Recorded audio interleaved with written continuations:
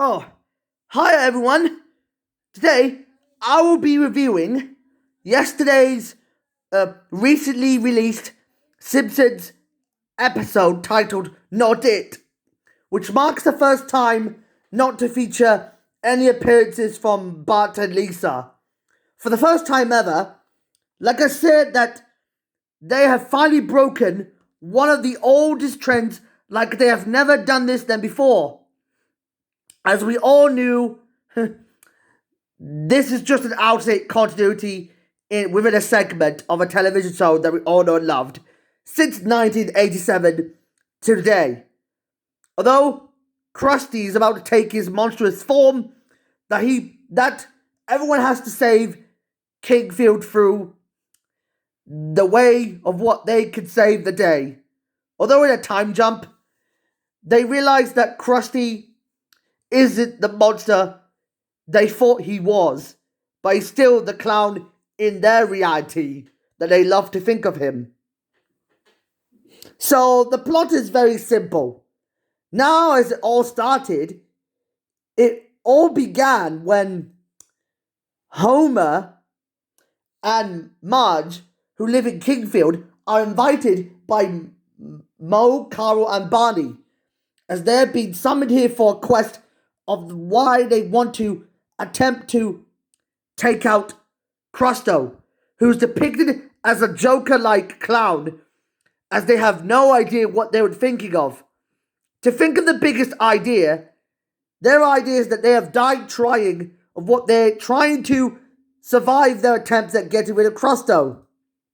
However, but as a result of some sort of a time jump, although Crusto appears to have shape-shifting abilities, like he takes the form of a tentacle with vampire fangs, sort of like a clown octopus kind of creature.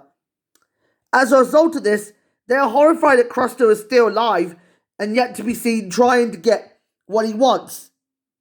Although he shows up numerously breaking the TV screen, it's kind of a bit interesting to see how Crusto grabbed Barney's feet and legs. And also, as they had no experience in trying to take him out because they're too young to die, they have to think of what they could do.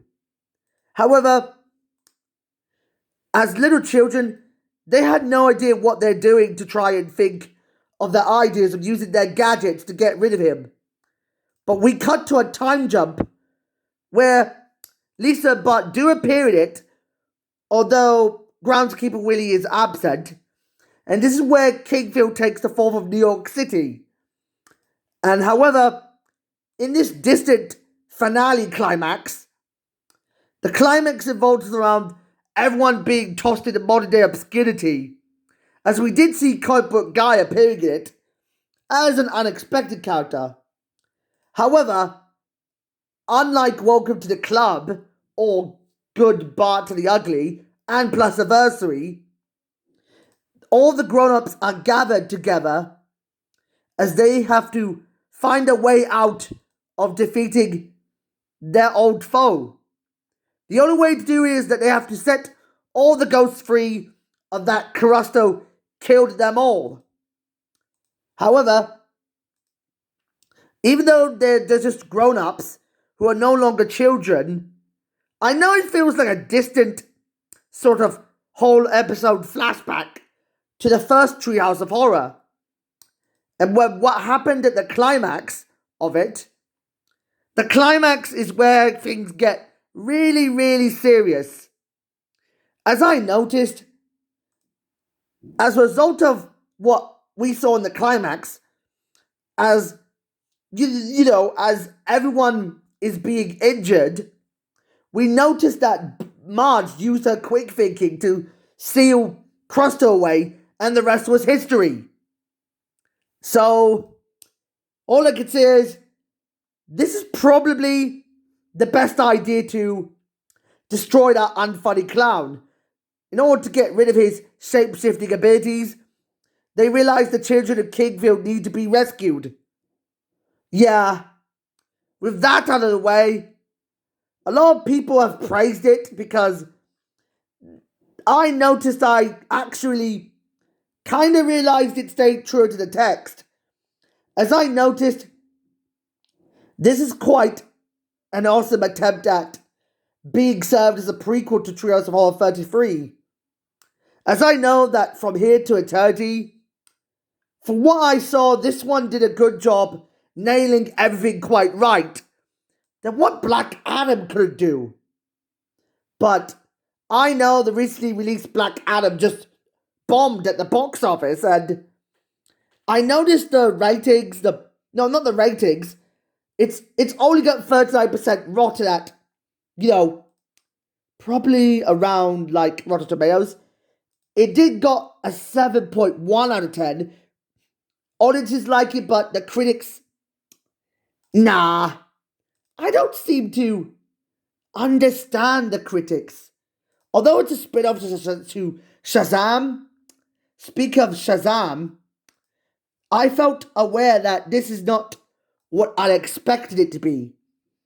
Although it premiered in Mexico City on October 3rd, 2022, and it'll be released 2 weeks later on October 21st, 2021, to the world, the rest of the world, and the whole plot isn't what I expected.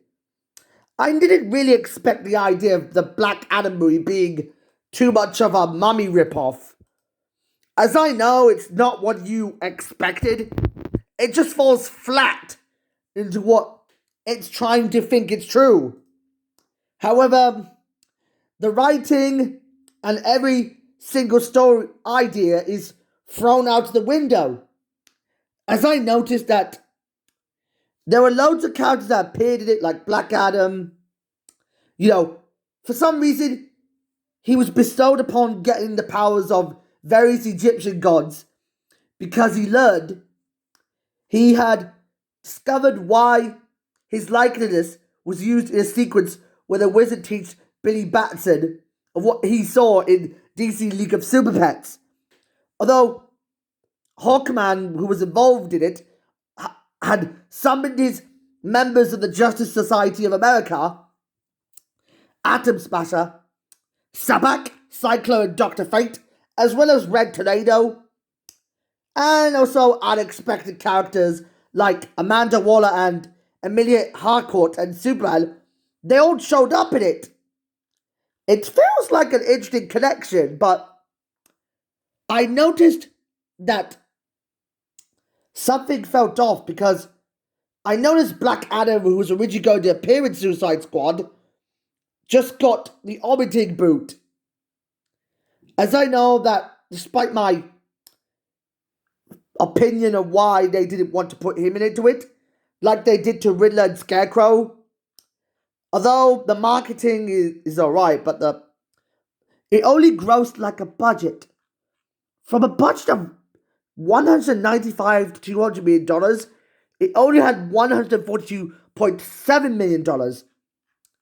Lots of critics have bashed this film because it was being described as a direct sequel to, both Suicide Squad and Shazam. And everything I didn't understand, what it could have come out in 2021, had been delayed twice. It should have come out on July 29, 2022, and then got delayed this month because they wanted to avoid competition to DC League of Super Pets. I know it's mixed that it just had negative views and people hate it because it's awful, but there's something bad about it. I noticed, why would Black Adam steal this from My Neighbour Totoro?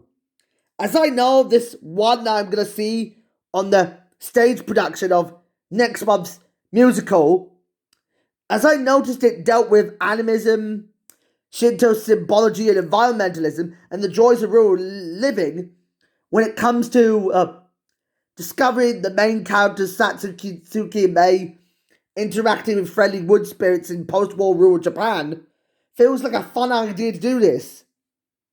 But I don't know why this was stolen or coincidence. I know it's quite divisive that It's not what I expected to see. As I noticed, loads of people realize that I noticed that there's nothing compared to what the upcoming Quantum Mania would do. I'm hoping next year's Quantum Mania will do a better job setting things right, and also this year's Wakanda Forever might do a better job doing this.